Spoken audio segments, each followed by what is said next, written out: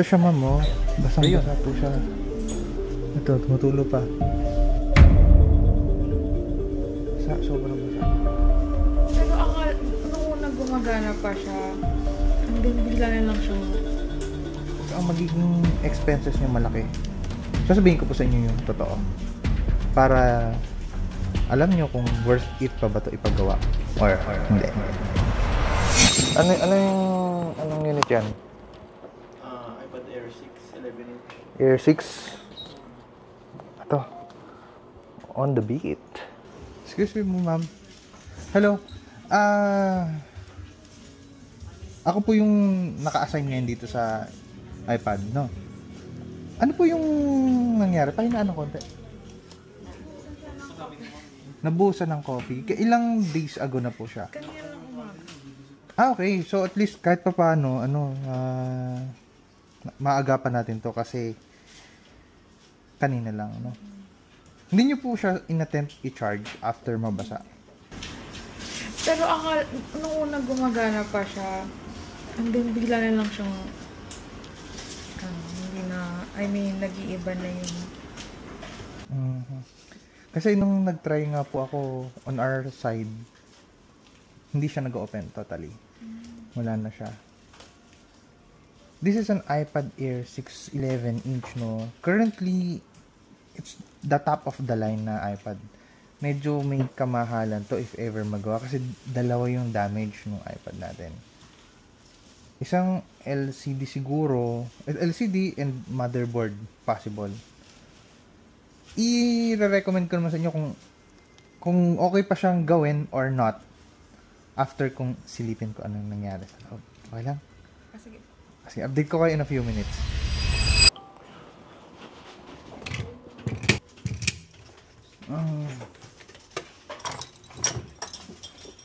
Wala dito. Dito na lang.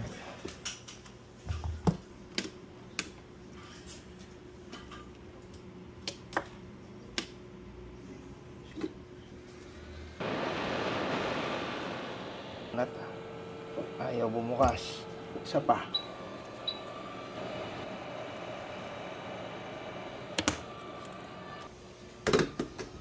Isa.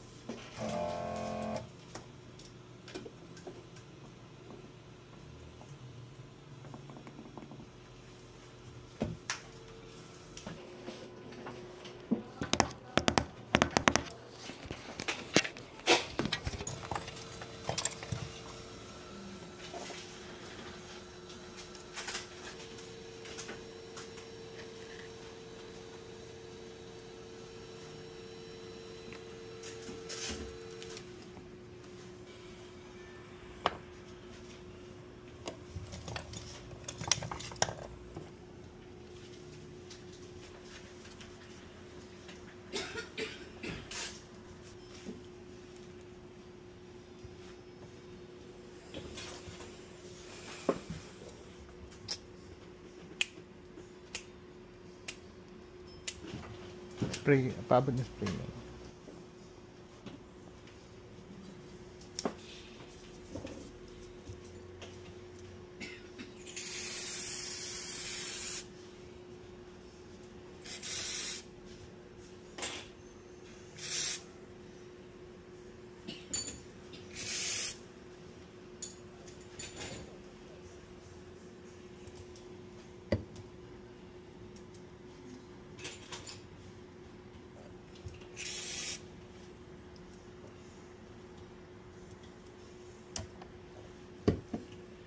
Karam ako ng gloves, baka mag-short yung pag ginawa ko kay motherboard sa static.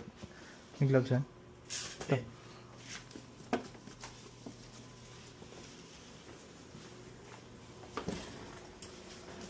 Okay.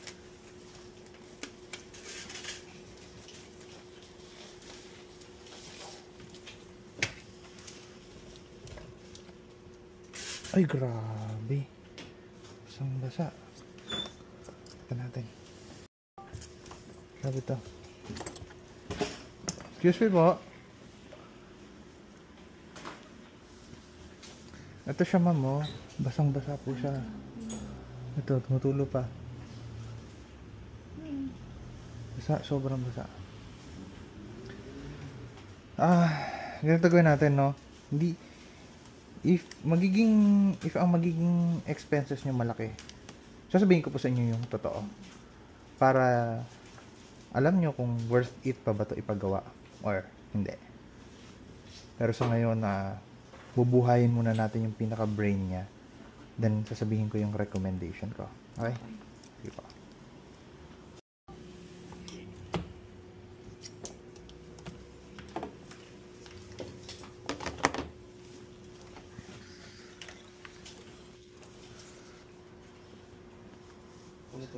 So, Jogo se termino. Adios.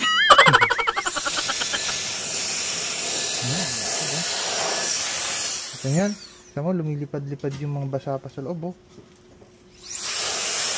Ayan. Ang iPad po, mga ropa, ay hindi siya built-in na water resistance or dust proof. As in, totally wala siyang ganun.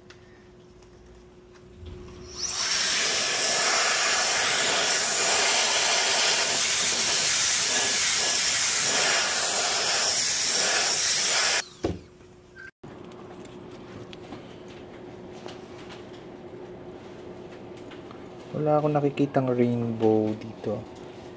Kasi usually yung mga OLED na LCD, dapat may makikita kang rainbow dito na parang gas na humalo sa tubig. Ganun yung itsura. Pero, wala. I don't know. Siguro mamaya.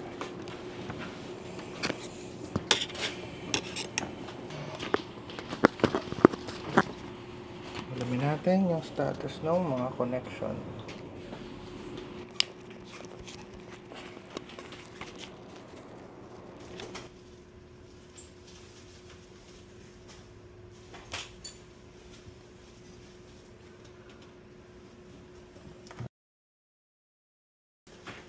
May connection pa ba, JP, yan dito? Wala, on mo pa? Wala na yata ako. Kasi kinoconnect na nila dito sa ano eh. Sa? HDMI dito. Wala na cable yung dito sa taas.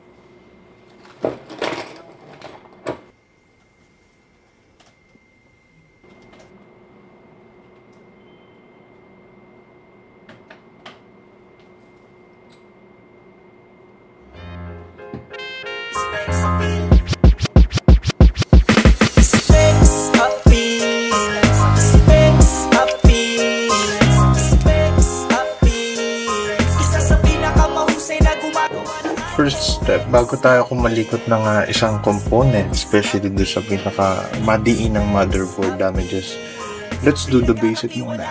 Try muna natin sa cleaning kung merong effect na mangyayari. Kung saan papaayos sipin mo, apateka mo na easy bro, spec sa pilang nararapat at naririto. Di ka magsisisi dito sa pagpili mo, ano magsira ng Let's go. Hindi ka dapat mangapaan manito lang at mag-isa ng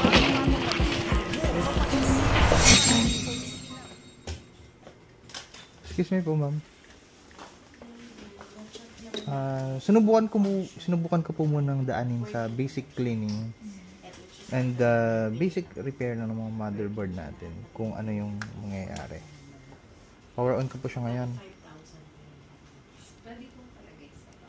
Wala pa.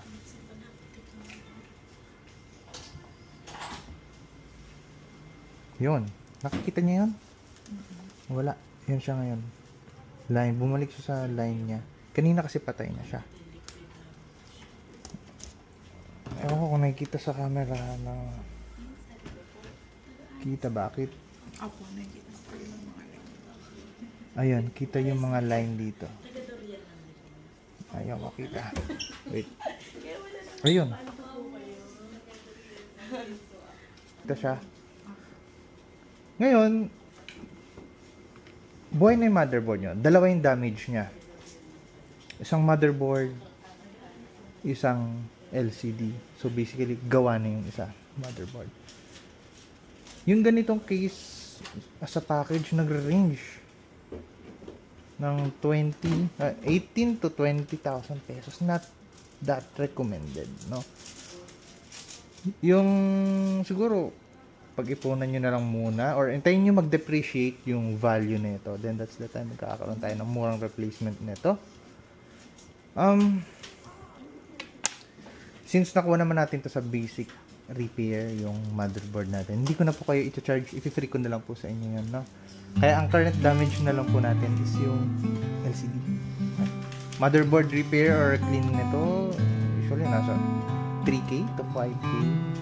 Wave off ko na lang dito. Cleared na po tayo. LCD na lang pag-ipunan nyo someday. Okay? Mahal po, mahal. Mahal pa siya kasi ano pa to eh, top of the line pa to. Pero don't worry. Time will come. Pagmumura to. Right now kasi kaka-release lang. Okay po? I-assemble ka na po at ibalik ka na sa inyo. Requesting na lang ako na i-upload ko yung video sa page ko lang. Naka-record kanina. Sige po. Free na lang yung motherboard.